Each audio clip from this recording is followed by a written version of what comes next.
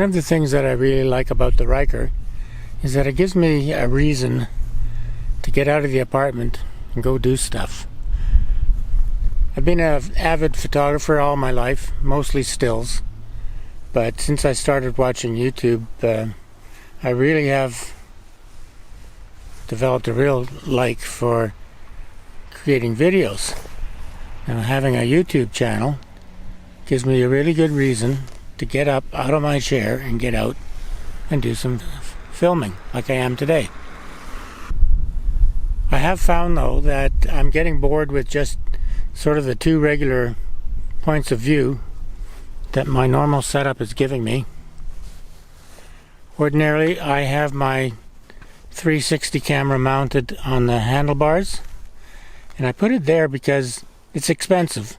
And if it gets damaged, these lenses are very susceptible to damage.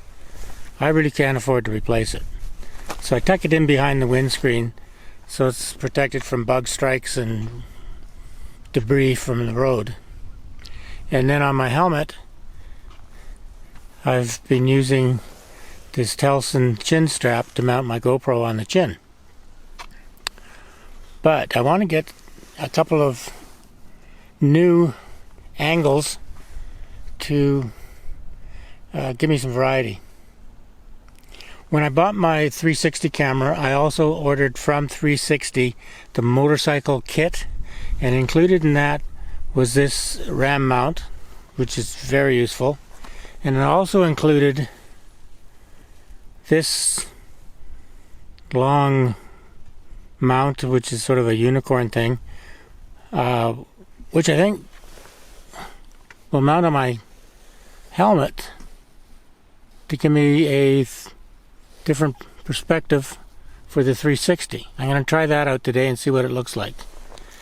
And I'm also going to try mounting the 360 directly to that shoe that I've mounted on my helmet. And I also, when I bought my GoPro, I got this little bracket off of Amazon, which allows me to clip the GoPro to the handlebars. But I'm also going to try something different. I took my shad saddlebag off, and the bracket for the saddlebag provides a really secure mount for those two clamps. I can mount them here, and it'll give me a lower down side view, looking forward and backwards. And of course, with the 360 camera, it allows me to swing to any angle I want on this side of the bike. So that will give me some choices too. So I'll have my regular setup, a choice of GoPro or 360 on these brackets, and then a couple of different ways of mounting the GoPro and the 360 to the helmet. I'm going to try all of those out, and I'll show some samples of what is possible with the brackets that I currently own. So this is what the GoPro bracket looks like when it's mounted on that side bracket. And right now it's facing forward, and of course it could be flipped around to give you a different view facing towards the rear.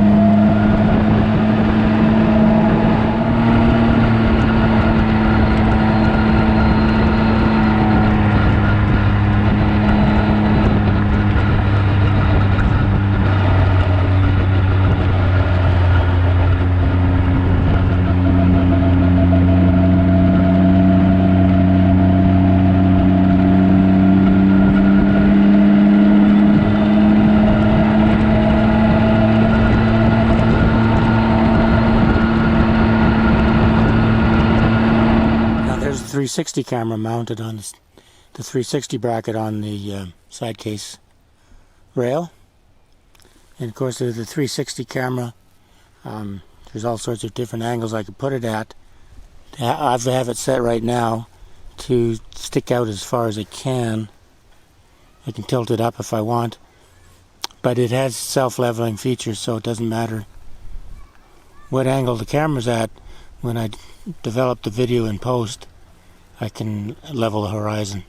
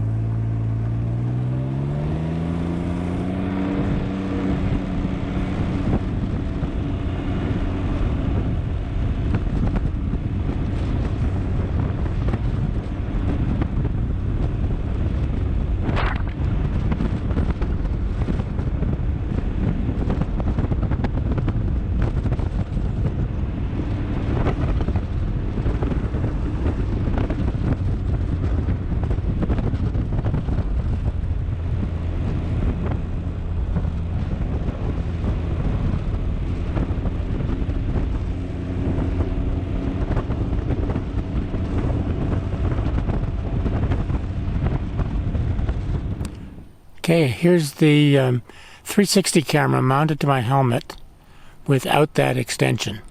I'm going to try that first, and then after I do some shots like this, then I'll put that extension stick on and see if we can compare the difference.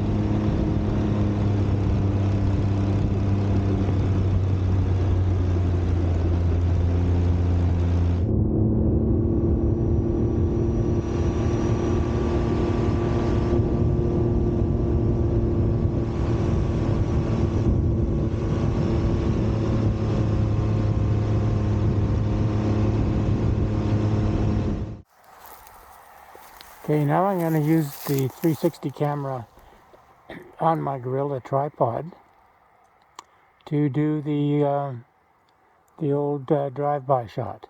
I think the 360 will do a good job of that because it allows you to track, so it doesn't have to be pointed in any specific direction.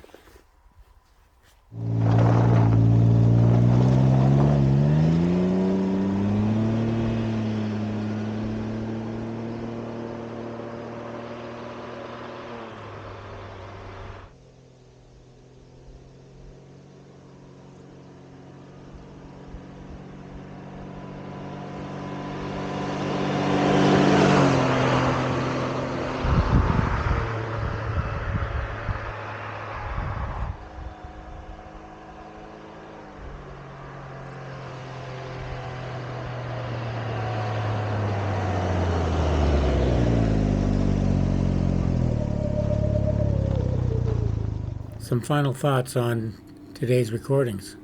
I really like the view that the GoPro gives mounted on top of the helmet.